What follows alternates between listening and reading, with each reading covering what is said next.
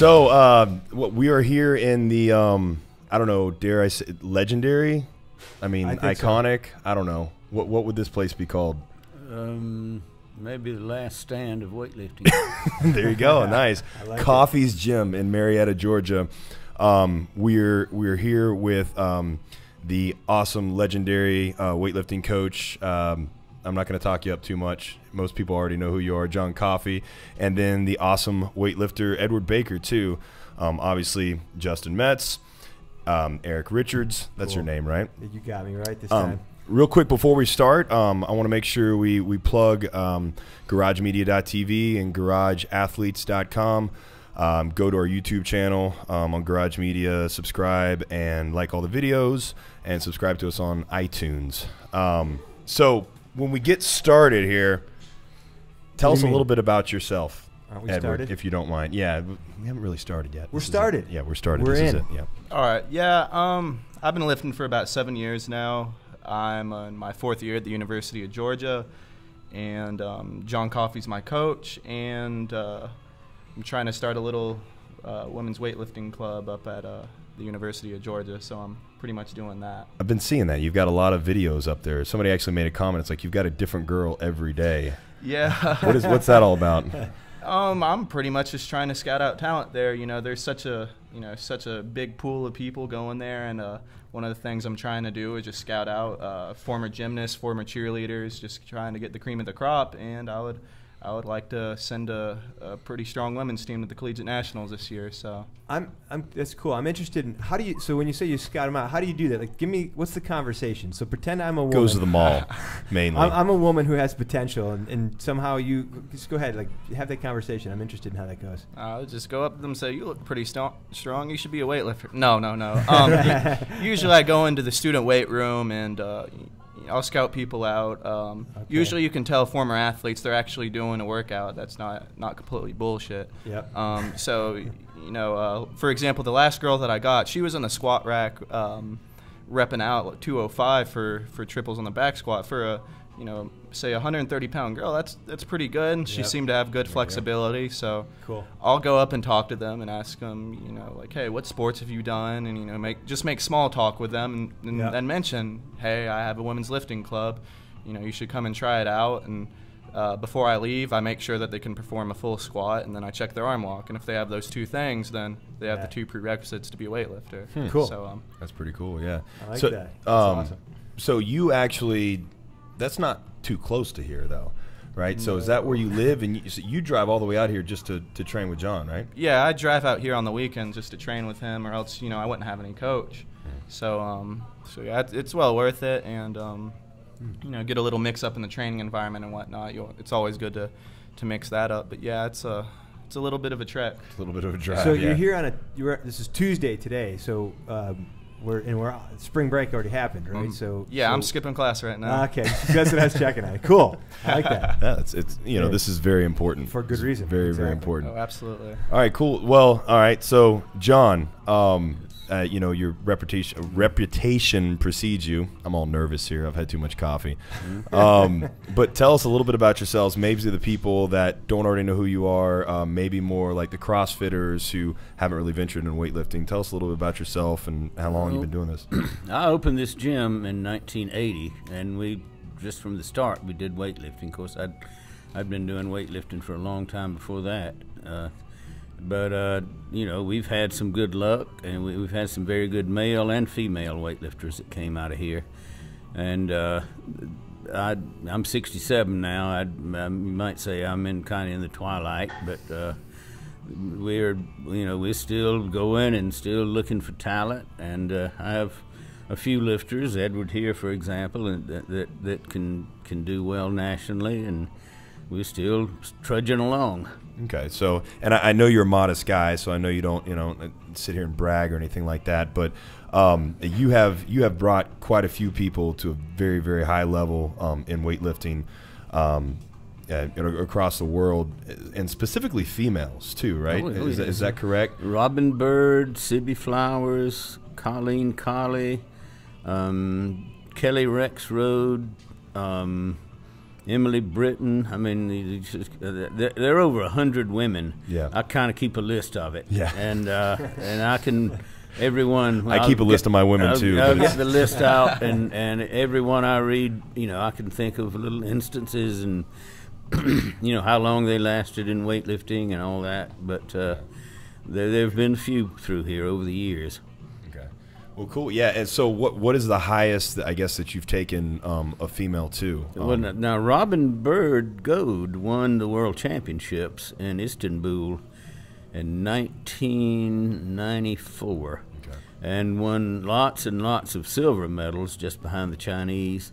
Sibby Flowers won some medals at the Worlds. And Colleen Colley won medals. Kelly Rexroad won some medals at the Junior Worlds. So we have had some good success with weightlifting. Yeah, that's about as good as America's done, right? Yeah. I think so. I think we've won more medals than the rest of the women in weightlifting combined. Yeah. I think we've won 36 medals at the Senior Worlds. Wow. And that's I think there's been a total of 70. But no longer can you win. I mean, the standards have gotten so high that you just about have to have a little more help from your friends than we can do. Yeah, I gotcha. Yeah, so that is, I guess that is a big deal now. So you say you've got some people now. When you say the standards are so high, do you is the pool that much bigger, or are you talking about not in America, outside the world? Just people are identified at an earlier age, and they do more systematic training. It's hard. There's so many distractions in this country that it's hard for people to put full time into training for weightlifting, and there's really not what you would call a talent identification program in this country. I mean, there are probably lots of potential really great weightlifters out there and that's one thing that CrossFit is doing is bringing people into the arena that can possibly people that never would have heard of weightlifting and never been touched by it, and hopefully some of those people will and they'll bring other people in. That's the hope. Yeah, absolutely. I know CrossFit has definitely just spread the word about it. I mean, I myself, I didn't know about Olympic weightlifting, before CrossFit. So yeah, it's kind of neat to see how it's done that. But at the same time, I know there's also some standards that have been lowered by doing these things really high reps, and I know that's something that you've taken kind of consideration over recently and stuff like that. So for all the good stuff that CrossFit has done, I guess. Take this time now to critique. Talk to the CrossFitters that are listening and give them some advice of what they need to do other than just stop CrossFitting or whatever. Well, I'm not here to bash CrossFit this morning, but and I think the WODs and all that they do is good. It's good for people that are not exercising to get out and do whatever. But I'm not in agreement with doing real high reps in Olympic weightlifting movements. But I mean, seemingly the people do it with no harm done, and who am I to say?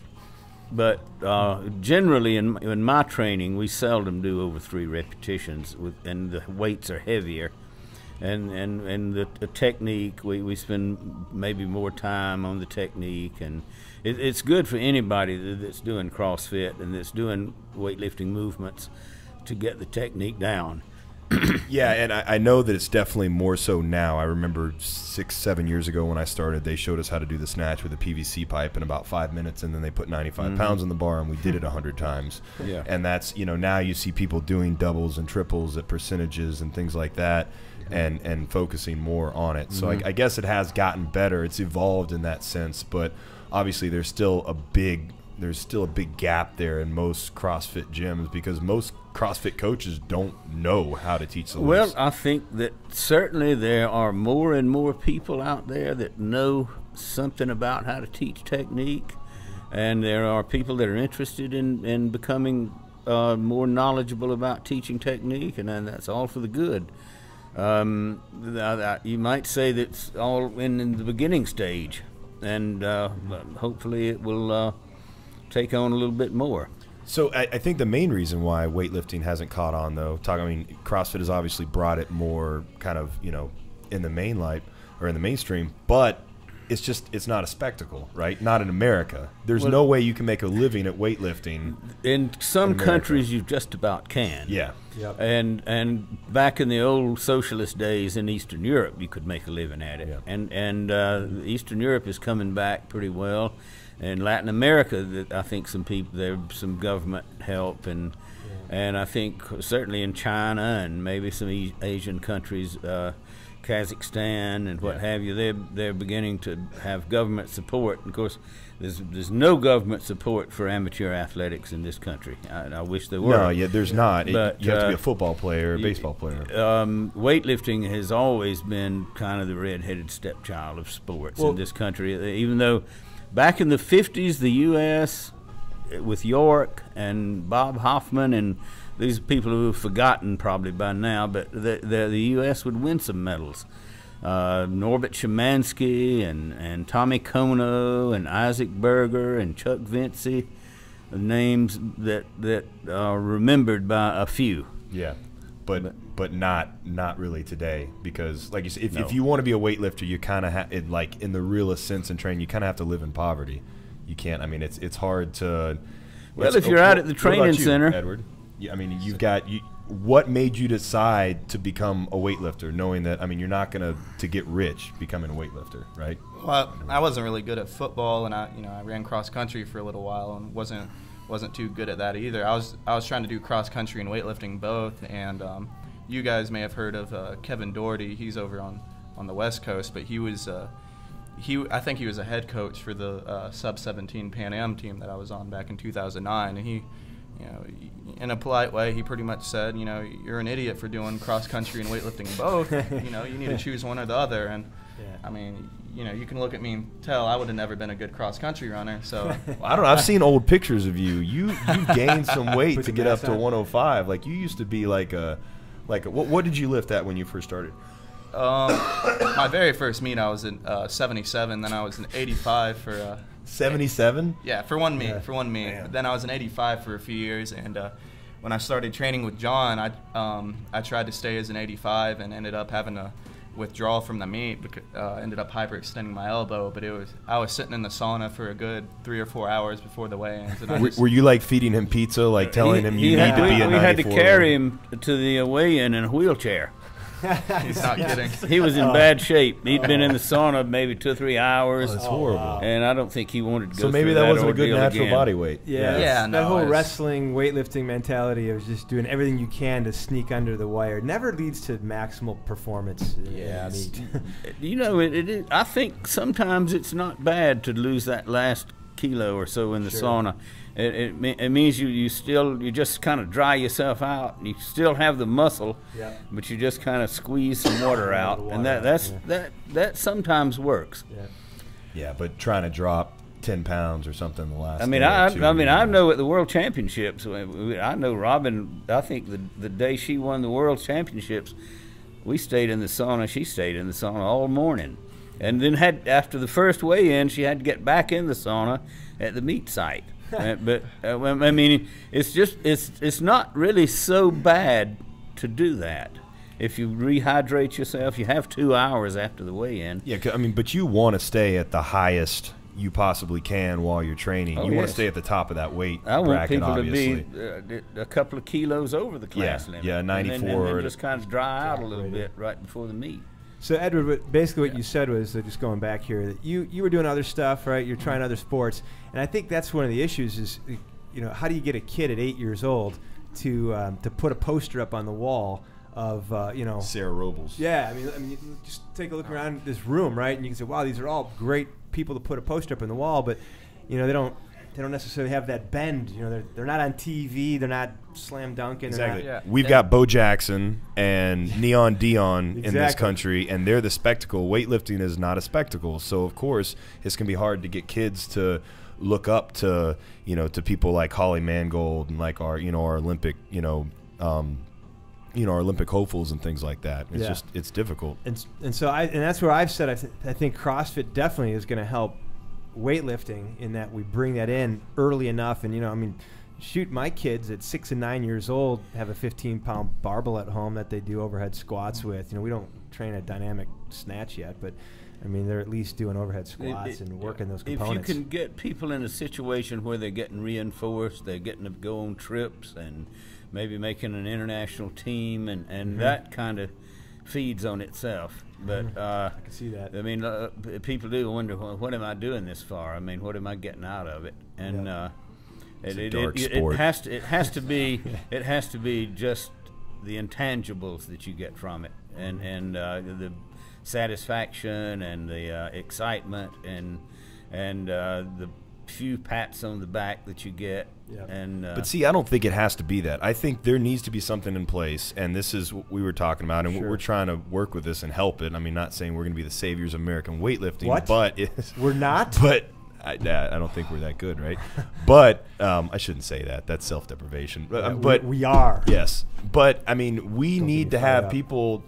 People need to have the opportunity to go to a weightlifting meet and win a couple $1,000s if they win. They train all this time. They need to be able to make. I mean, maybe they're not going to make 60 grand weightlifting doing a couple meets a year, but if they can at least do something that's going to pay for their gas money and their hotel and maybe, you know, an extra paycheck that they would make, you know, while they're busting tables between, you know, their training sessions, like you need that, because then at least people will be like, well, this is a little bit more viable option of making my life as opposed to just being a hobby that I do.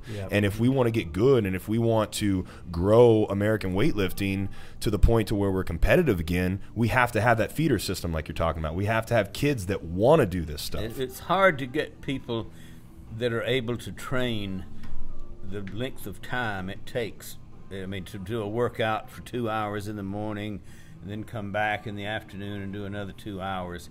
It's hard to have a lifestyle like people practice in this country, and still you got school and work and all your social engagements, and it's hard to be able to put the time and all into it, and that it takes. So then that goes back to you. Why are you deciding to do it?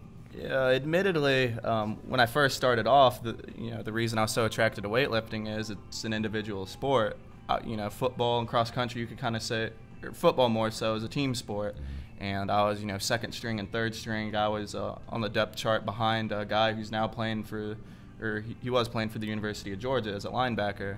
And so you see, like, you know, if someone like me got drawn to weightlifting because of that, you know, all the people who could have been like great talents, you know, hey, they're still playing football, you know. Yeah, exactly, because they can make money off that.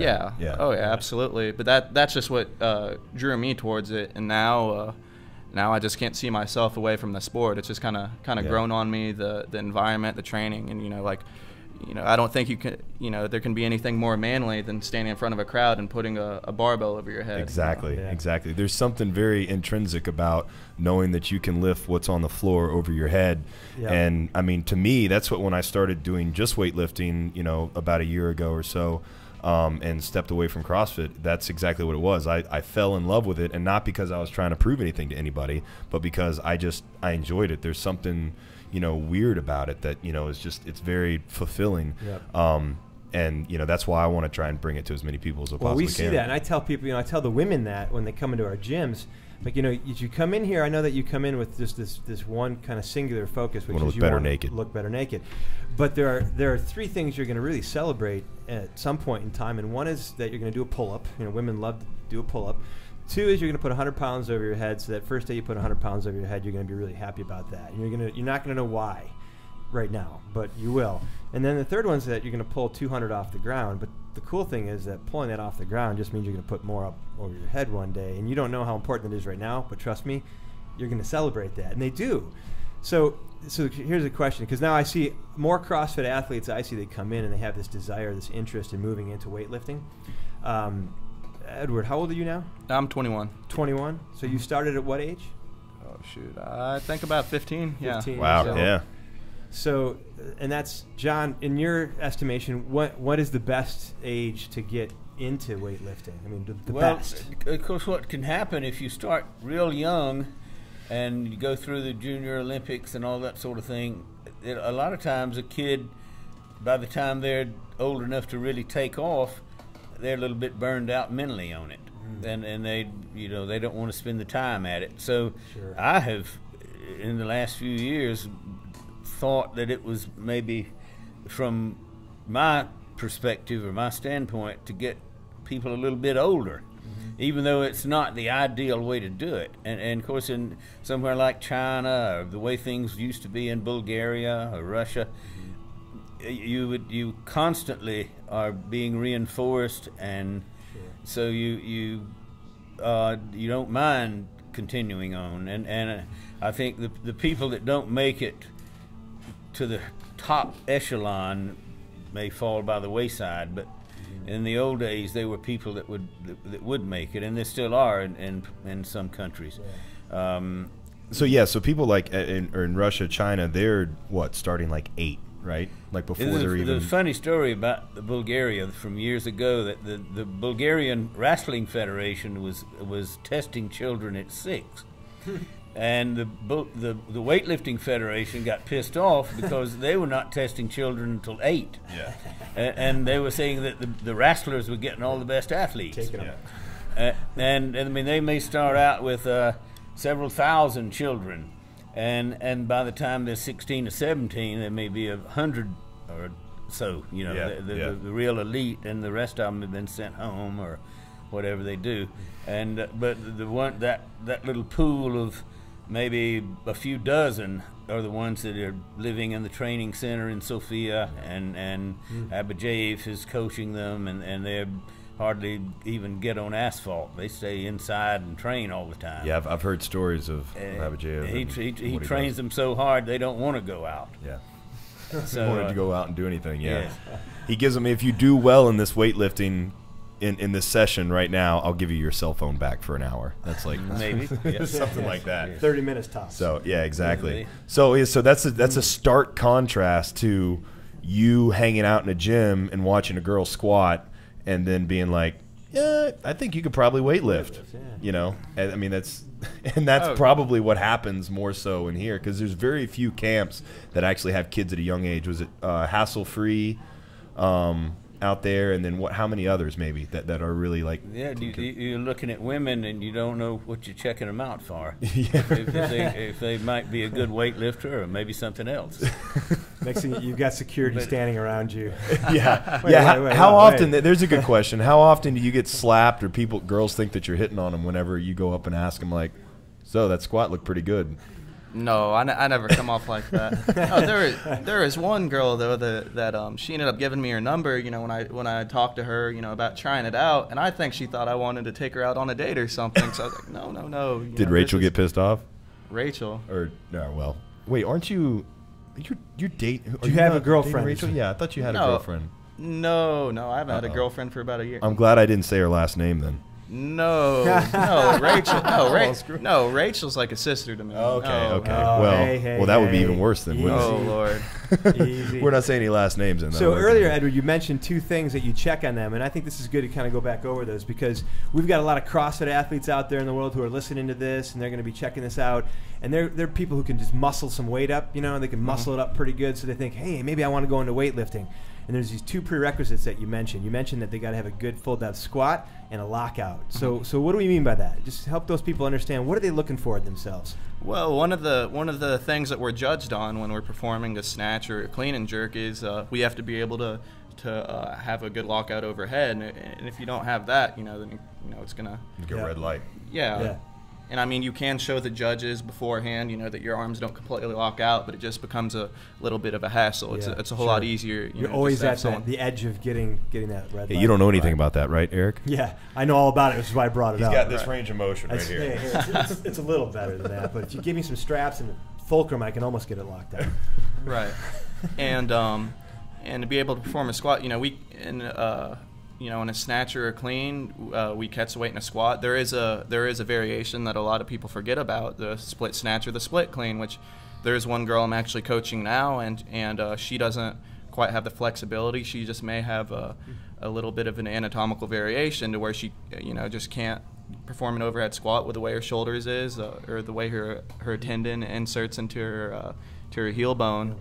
But it's the most efficient way to to perform a snatch or a clean. So that's something that you really want you know, really want to make sure that they're able to perform. Cool. So yeah, so those people who are out there and you're thinking, yeah, I want to do this, I want to pursue this, definitely if you have that good ability to take a bar over your head in a full lockout position, so it's just resting easily in that position, and you can go down into a full squat and hold that, that's a good thing to have first and foremost, it seems. Yeah, in other words, if you can't do an overhead squat, you probably need to start working on something else other than trying to learn how to do a proper full depth snatch.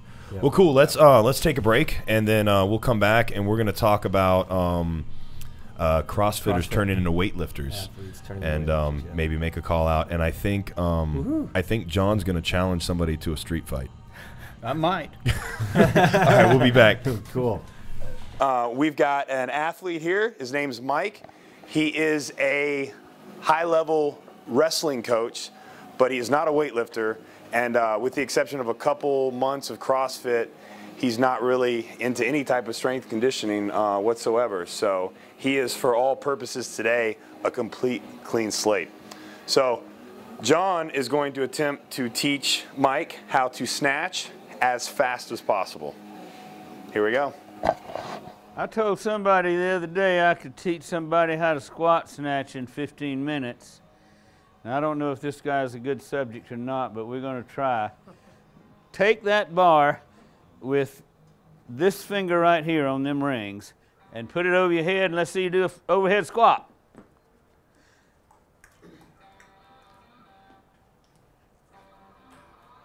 A little bit wider grip. A little bit. Okay, there you go. Push up. Lock your elbows out. Okay, now squat down flat-footed. There you go. That looks all right. Now, even the shoes that Mike has on are not his. We borrowed those from somebody. So he has not lifted before. And I want you to drop under it. Do a drop snatch. Just drop under it as your arms straighten and you hit all the way into a full squat. Even deeper. Jump your feet out. Let your feet jump out. Oh, that's a little, okay, stand, okay, bring them back about halfway that much. Drop. Keep your arms locked out. Okay, put it behind your neck and drop into it. Drop it one more time. Okay, put it on the floor. That's good. That's good. Okay, now the next thing I want you to do is pick it up and stand with your body upright and bend your knees a couple of inches and then extend. Shrug up on your toes, legs, just like a jump, like you're jumping with the bar. Stand up all the way, all the way. Okay, now flat-footed. Bend your knees a couple of inches. Okay, now extend, shrug. Keep your arms straight. Shrug, keep it right. Ah, yes. Keep doing another one. Shrug, yeah. Okay, now let me see you go into a squat snatch like that. That's not bad for the first time you ever did it. Keep your back arched and go all the way into a full squat. Now get your feet closer together. And I want you to jump them out and go all the way into a full squat with it. There you go. There you go. Try another one. Now this guy is a pretty fair athlete, and as you can see, he's picked up the basics of it pretty fast. About all we're doing now is trying to show him how to do it off the floor. Take a couple of these white plates here and put on that bar, just so you have a feel of some resistance.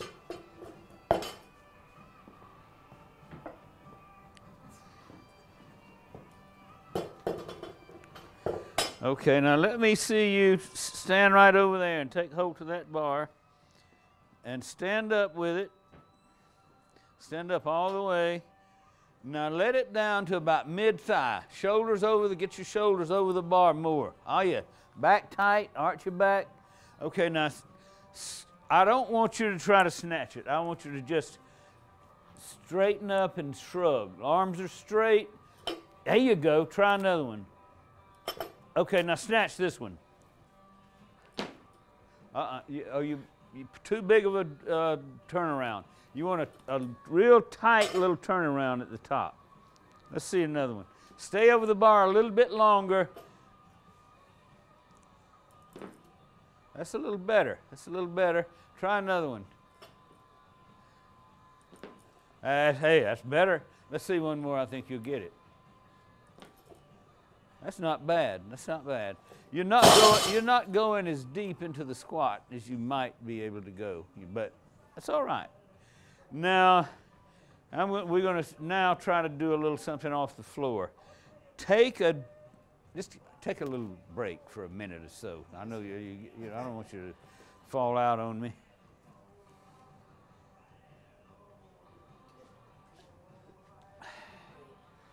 My question is, if we're timing them, does the break count? Let's see. Press the bar. Put your hands right there on them rings. If you want to wrap your fingers around your thumb, you can. That's called a hook grip. That'll give you a little bit better grip. Now really arch your back. Get tight. Tighten up. Okay, I want you just to come off. Let the bar be right over your metatarsal. Now just come off the floor and pause at your knees. Slow, knees back. Okay, now snatch from there. Go. You got to get that little brush. Get that little brush. Go back to the floor and come to the knees. Let your knees squeeze back. Get your knees back. Okay, now scoop it up. Let's brush. Yes, yes, yes. No, that feels good, right? Yes, sir. Try another one. Just right from right there at the knees. That's not bad. Okay, put it back on the floor. Just take a little break. Take a little break. That don't feel bad. That's the first time you ever did that, right? Yes, probably. Yeah. But that's not bad. I mean, you can certainly improve on it over time, but you might be able to improve on it in the next 5 minutes. All right. You feel like you recovered a little bit? Good to go. Okay, take your starting position again. Get tight, get arch back, get that back tight. You got to really get in that back tight. You got to arch real tight. A lot of people don't do that. Come to the knees and pause. Knees back, get your knees back. Okay, go. All the way down into a squat. Let's see, go into a full squat this time. Scoop it. That's all right. That's all right. You got ahead of yourself. You got to do it by the numbers. I tell you what, you got to really extend your body and get your elbows up at the top. Now, when you come off the floor, the thing you want to try to get is the lower leg perpendicular to when you're at the knees, and that facilitates getting the bar past your knees. You don't want to have to be pulling around your knees. So let's see you get your starting position again. And tight back. Now squeeze it off the floor and stop at the knees. Knees back. Okay, go. All the way into a full squat. There you go. Let's see one more. Just pause at the knees. Get your back tight. Hey, that ain't bad. Try one more without a pause. Just tight. That last one looked pretty good. Step back and rest about 10 seconds. It's fun to do, though. It's a nice, the movement happens so fast that you're not really having to strain much at any point. You can't bring everything into play at one time. That things are going faster than you can get the muscle involved. But that's what you want to learn. You have to learn how to bring the most muscle into play fast. And that's why this is possibly the best exercise for an athlete to do. Try one more. Stay tight now. Tight back. Squeeze it off, knees. Oh, yes. That don't look bad. I mean, it can certainly tighten up, but that don't look bad. Try one more. You can go slow off the floor. Slow, and then go. I tell you what, every one of them looks a little bit better. You are an athlete. You are an athlete. Like you.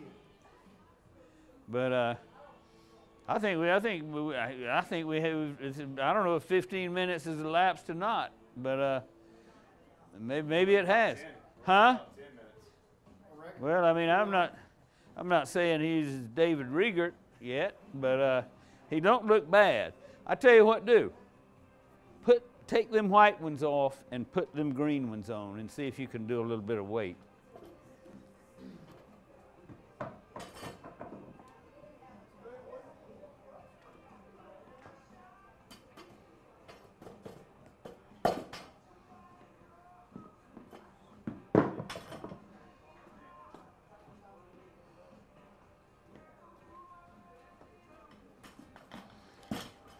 This ain't a lot of weight, but it's a little bit more than it was. Now let's see that go. Come off the floor slow and tight. It is not necessary to try to go real fast from the floor to the knees. But make sure when you get to the knees that your lower leg is perpendicular and your shoulders are out over the bar and your back is arched. And then you can scoop it right up. Get that little brush at the hips. Oh, yes. Let's see another one. A little bit tighter, a little bit tighter. You got ahead of yourself. You gotta go through all the stages. Now rest for a few seconds, and let's see this go now. You know what you got to do. Smooth, tight, slow off the floor. Control it off the floor. Tight. Get your back really tight. There you go. There you go. Drop it. Just drop it. You know, you got bumper plates on there. You just let go of it. Just rest a couple of seconds. That last one looked decent. Decent. I'd call it a squat snatch. All right. But in time, you could probably snatch your body weight. I mean, maybe if you had time today, you could do it today. But that don't look bad. That don't look bad. It's probably, it may not be worthwhile to try to go real heavy the first time you do them. Let's see one more. Now just think about coming off the floor slow and tight and letting your knees squeeze back, tight back. There you go. Drop. You don't even have to let it down to here. You just drop. Just drop it. You told me that last time. Too polite. Yeah. Let me see one more. One more. Smooth and tight and slow off the floor. Control it. Really get your back tight. Oh, that looked fairly decent. Fairly decent.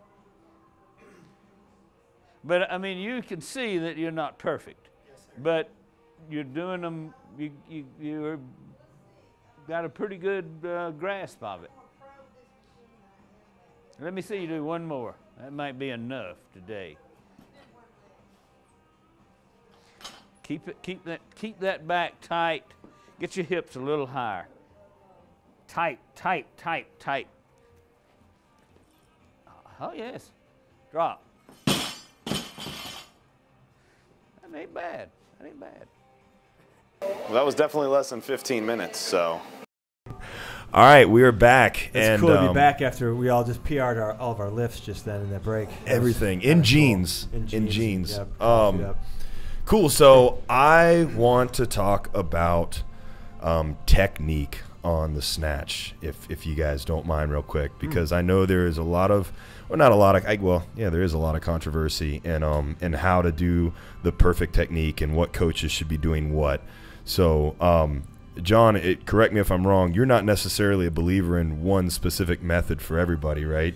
No, some people, like Edward said, some people do better with split style, but a lot of people, and I know probably in some countries, if you can't squat down with a bar overhead, with your torso pretty upright, they just send you to another sport. Yeah. But here we try to work with anybody that's interested.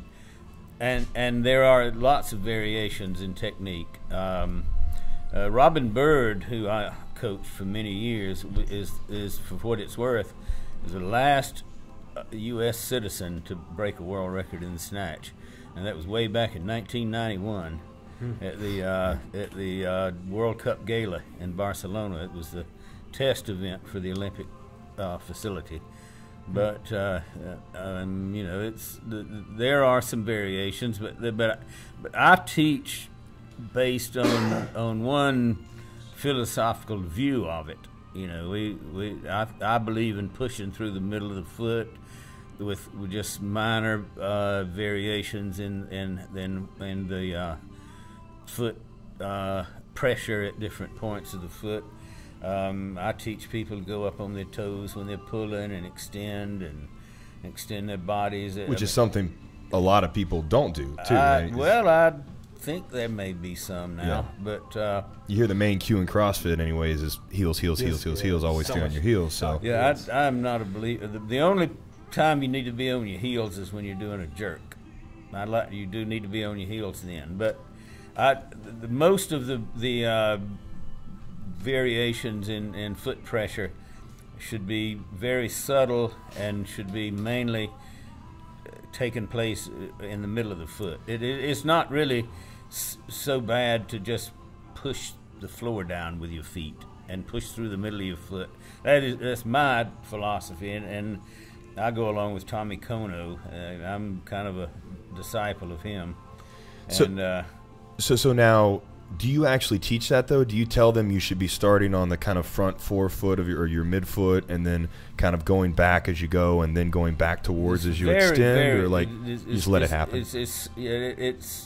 It's so subtle that you hardly even notice it, and I'm not sure it even matters. I just like for people to a lot of times whatever feels best is best, and I don't necessarily recommend that people start way back on their heels. I don't know where that came from, but that is not my philosophy about it. I mean, there's certainly probably people that do very well that way, so there's all these different ways that people teach it or whatever. But I think, you know, there's probably some universal truths that have to be had. So if you could give me like 2 or 3 that you know that no matter that pretty much any good weightlifting coach would not argue about. Well, the main pet peeve or whatever that I have about people learning Olympic lifting is they don't keep their back arched.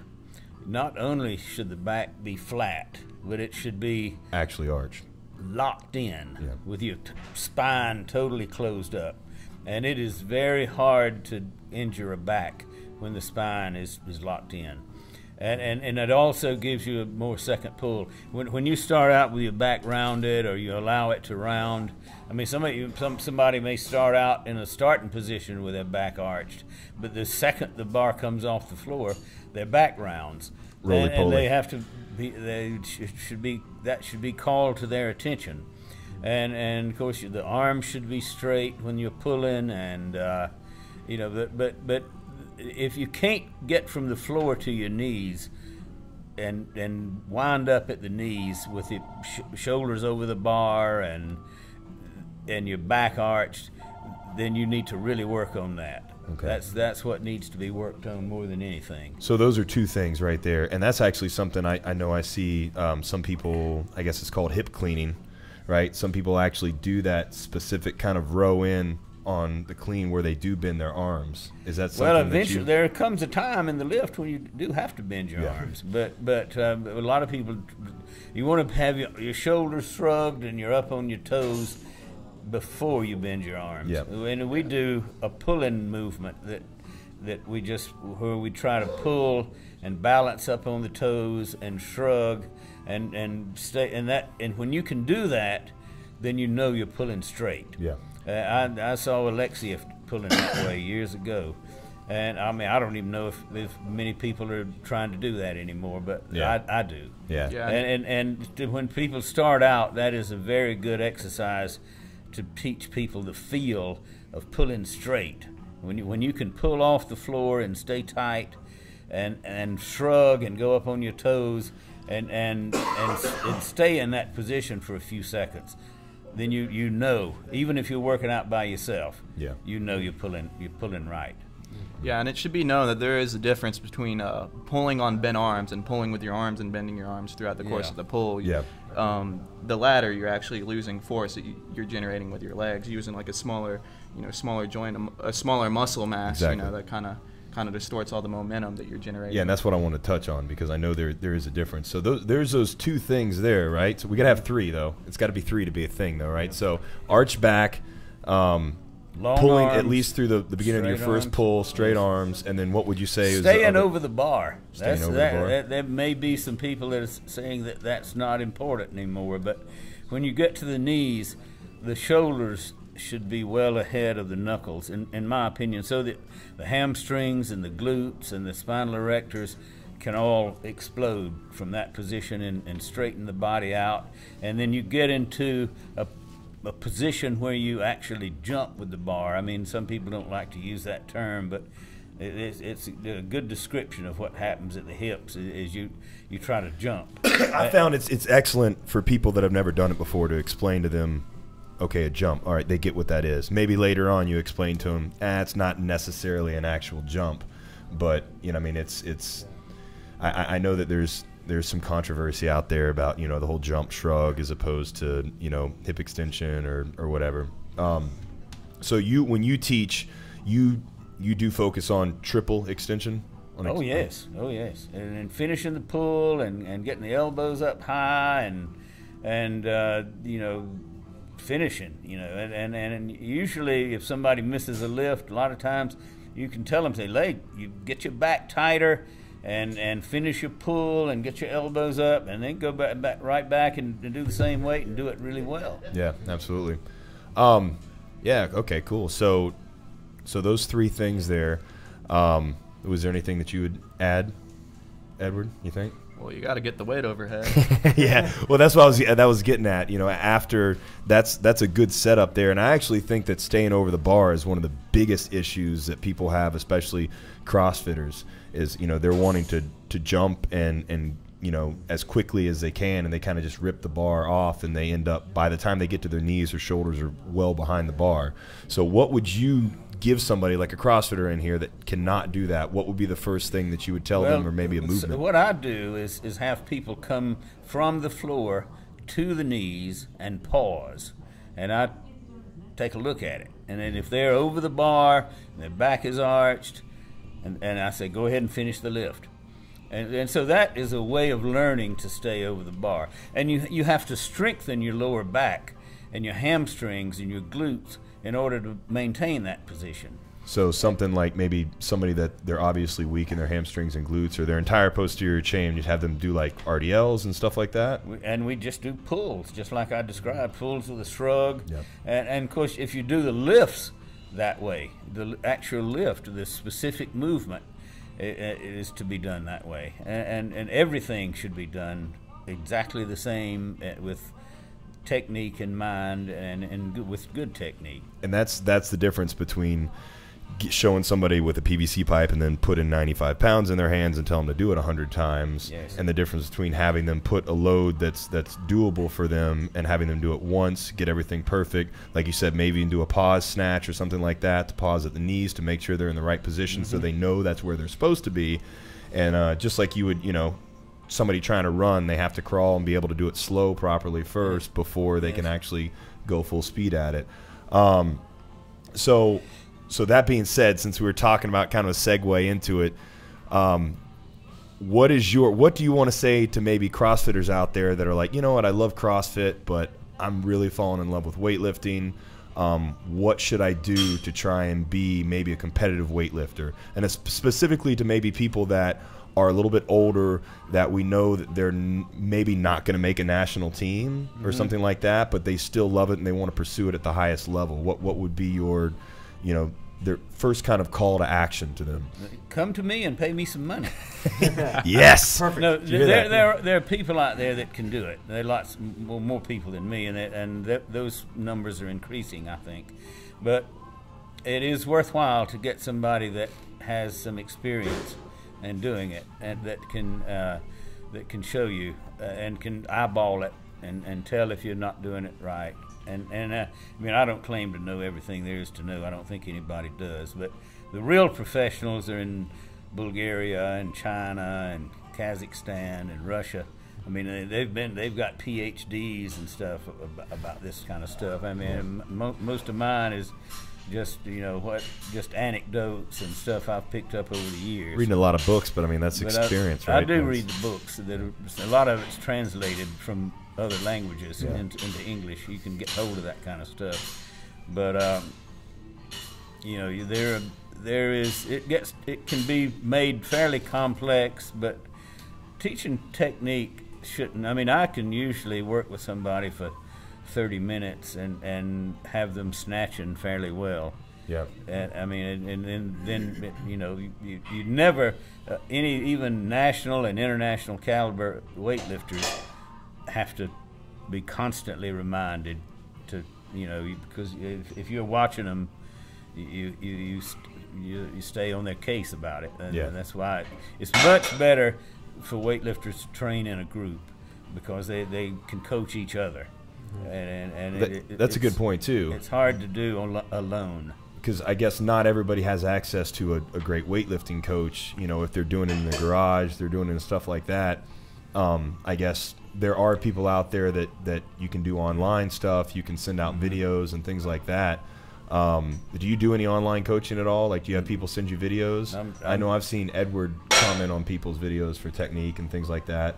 Do you have people specifically, like, out of the state and country? Because what I'm thinking of is, like, the people that are training in the garage, they don't have access. Maybe they were doing CrossFit, now they're doing just weightlifting in the garage or something to that effect, but there's not a weightlifting gym around here, or there's not a weightlifting gym around them, because there's not a lot of true weightlifting gyms in America right now. So there's way more CrossFit gyms, and if they're going to try and do weightlifting in a CrossFit gym, there's probably not somebody there that's actually watching them. So how do they do it? Like, well, I started doing this stuff in a little town in South Georgia. It was not close to any weightlifters, and a friend of mine, David Jones, and I were doing Olympic lifting on exercise sets when we were 12 years old. Yeah.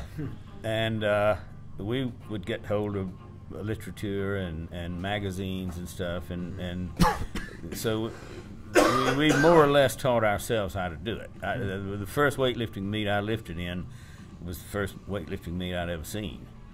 And a lot of people don't remember this name, but Paul Anderson lived close to where I grew up, and we went down to Vidalia a few times and tried to get the great man to watch us. He was Olympic champion in '56 and had a youth home. And then we went over to Savannah and to Howard Cohen's gym, and he showed us some things. But so you guys just taught yourself. But do you think that would be smart for the typical person to do? Do you think there's enough stuff out there? If you can find somebody to watch you to start with, you're miles ahead. Because I don't know how good our technique was back in the old days, but we learned. We would learn at meets, and the more meets you would go to, the more you might learn about yourself and about the better ways to do things. So that's probably a good point then too, right? Is just go to some meets, watch other people that are probably better than you. In the 1950s and in the early 60s, you could get hold of magazines and books that would describe how to do it. Yeah, there's a lot of them out there now. And that's an interesting theme that we see as we talk with CrossFitters too. We realize that the more competitive CrossFitters will say the same thing. Go out and compete, and every time you compete, you learn something about yourself, you learn something about someone else. Obviously the same thing occurs in weightlifting, right? Go out and compete and learn something. Yeah.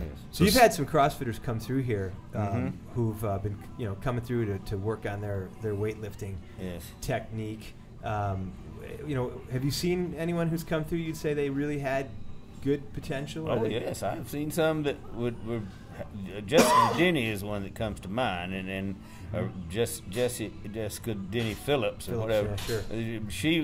She could still be a great weightlifter, and even after a kid. She's recently given birth. Yep. But the people who can be really, really good weightlifters are not necessarily the people that are going to be really good CrossFit competitors. Sure. Because in CrossFit, you have to have a lot of endurance, muscular endurance, cardiovascular endurance, and weightlifting you want people that are fast twitch and can do things that last 3 or 4 seconds, and then they give out. I have people that train here. If I give them more than 3 reps, they start complaining. Yeah. He's not talking about you, is he, Edward? And oh no, I'm one of them. But we seldom do more than 2 or 3 reps on anything, and if it's easy, then we increase the weight. But we don't do real high reps on this. Sure. Now, of course, bodybuilding does higher reps just to pump up and get hypertrophy. But in weightlifting, you're mainly doing fairly low reps. And do you think that's why CrossFitters go to weightlifting? Because they're like, I've been doing this CrossFit stuff, and it's too damn hard. Too hard. I always feel like I'm dying. I'm sick of feeling like I'm going to die Throwing for up 15 minutes at a every other time. workout. Let me just lift this barbell once overhead. Maybe. Like, Yeah, that was definitely a positive for me. Well, weightlifting is probably the least aerobic sport, except maybe for curling in the Winter Olympics. I don't know. You got to do that really fast. That's true. That's true. The brooming is significant. And weightlifters do a little running and a little plyometrics, along. They're in some degree of shape. Well, yeah, there's some weightlifters that are in a lot better shape than others. If you look at what the Liu Zhao, whatever guy, Zhao Zhu, there you go.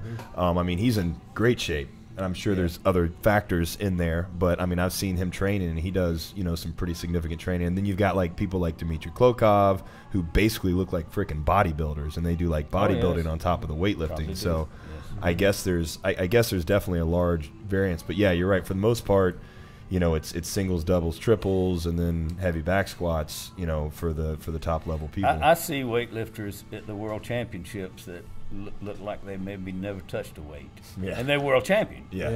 Because they don't really do enough repetitions to build a lot of hypertrophy. And basically, in Olympic weightlifting, you're trying to train the neurological system. And to be able to exert great force at great speed, and you may not really do a lot enough repetitions to really build a lot of hypertrophy. It's just an individual. Of course, some of them do have great physiques, but probably more genetics than actually from their training. Probably, could be. Probably, or other things. Yeah. So Jessica, just on her, I know I've always thought that she moves really well. Watching her lift weights, she's fast. Oh yes. And so, I guess the question I have, I see someone like that who has had 3 years that she's competed in the CrossFit Games in a team, so pretty significant success in the CrossFit world. Where is there a lure for someone like that to come over and really take a stab at weightlifting? You think there's not. There's not. Yeah. And that's the problem. You can make money at CrossFit. Yeah. And I can't make that promise to weightlifters. You can travel. I think Jessica is good enough so that she could make the U.S. women's world team, and she could go to Poland or Thailand or wherever they have it, in Germany or Spain. That's cool life experience right there. It is a couple of weeks away from home, and it's all expenses paid, and they even give you a little spending money. You can go Christmas shopping in Hong Kong and that sort of thing. That's a lure. I think that's a lure. Really. I think it is. But that's outside. That's the high level, though. It is. If you had some champion weightlifters at a CrossFit gym, that certainly might be a good advertisement. Yeah, absolutely. Yes. There becomes a whole new subset of athletes who could come through the doors for that whole purpose. Yes. So, Justin, go ahead after your question. Well, no, what I was going to say is I was actually going to kind of go into the next thing, which is us doing specific Olympic lifting meets, which we've been talking about for a while. We don't actually have a date of the first one yet, but we know it's going to be about I think somebody's hitting some reps up there. He's knocking them out. Knocking it out. And more than 3. He's doing more than 3. More than 3 reps. So we're going to be doing some weightlifting meets, but the goal of these weightlifting meets is not like to make it look like a golf tournament, right? Because we know that, a lot of the weightlifting meets we go to, you can fall asleep in the middle of. They're not really exciting, but we're going to try and make it a little bit more of a spectacle in hopes that we can pull more CrossFit people over.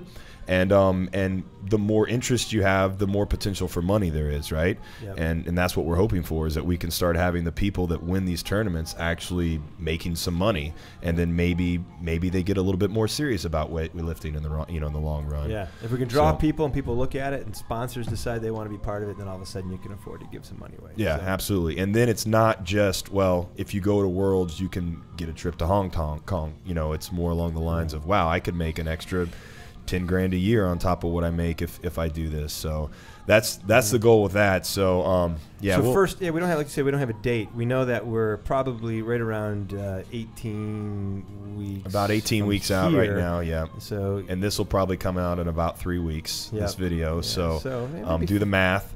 It's going to be in North Carolina, Statesville. It'll be with John North. And Travis Mash at their gym there, so we'll pimp that out. Hopefully, Edward, you come out and lift in that and win something. I know we're gonna have some Travis Cooper and I think some of the other real big weightlifters are supposed to be out there. So I'm hoping it's gonna be a big thing. We're trying to make the first one really big. So that's my goal. That'd be cool. Yeah, that's my goal. And then maybe you get more people coming in here. I think that can happen. Yeah, I would expect it to happen. I know we've sent some people in here before. Send some more. I've definitely sent some people out there. It takes a special kind of person to pursue this the way things are in the U.S. with weightlifting, and they have to be motivated by something more than money. Yeah, because they ain't a whole lot. I mean, absolutely. You usually wind up spending a lot of money on it, and there is some satisfaction from making a personal record, and and thinking you're strong, and it is possible to get paid for teaching this stuff. So every major college, they have strength coaches and some of them may have been Olympic weightlifters at one time. Yeah, and Olympic lifting and all the assistance movements that go with Olympic lifting are fairly universally recognized as the best way to do strength training for track and field, or for football, basketball, most any really team sports or individual sports.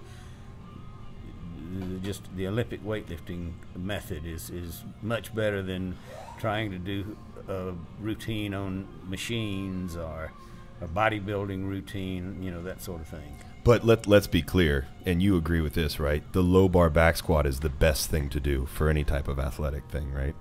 It is not a real exercise. It's not a real exercise. I had to throw that in. I know you're very, very passionate about that, and I know there's been some controversy on the interwebs between you and other people recently about it. So we don't have to get off on a tangent or whatever. But you are definitely not a believer not in a low bar fan. In the low bar no, I squat. believe in low bar squats for power lifters when they're in competition, because it allows you to squat with the most weight, and that is what the low bar squat does.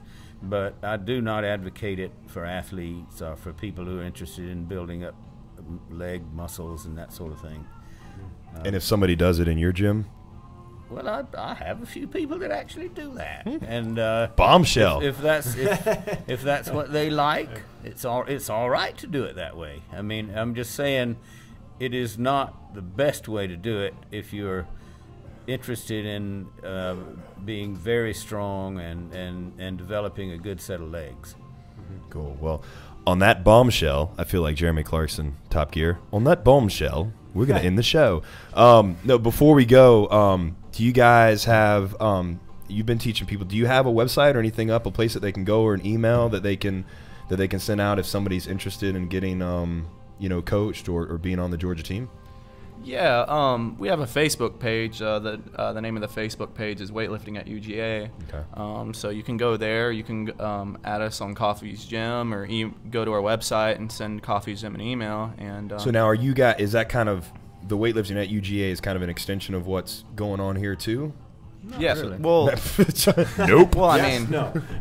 Well, all the girls that I coach, they compete under the umbrella of Coffee's Gym. Okay. But, all right. but they're all going to the University of Georgia. When we compete at the collegiates, we're only designated by university, so they'll be competing for the University of Georgia. Okay. And that's the shirt, right? We got a Oh, shot of yeah. the shirt. We saw that Damn. T-shirt. Got the Nice. split shirt. Yeah. Good. I like that's. Who is that on the front there? That's Is that I'm Kristen? not even. No, Is it- no, I'm not even sure who Yeah, it is. she doesn't have that good of a bottom position. Oh, she's gonna watch this and be mad at me. So John, what about you? I guess coffeesgym.com, is that what it is? Coffeesgym.org. Okay. It's probably better to call me on the phone. Call you on the phone. Okay. Yes, I'm in the phone book. So if you're in the Marietta area, come down to Coffee's Gym and learn from the best. And what are you, $600 an hour? Is that what it's going for now? How about 25? $25 an hour or $2,500? That's what it winds up being usually. Yeah, come down. John is even though he's probably the best snatch coach, one of the best weightlifting coaches in all of America. I can tell you personally, from just coming in here, he's one of the most humble, awesome people in the world. He has helped me and so many others tremendously, and not expected a cent in return.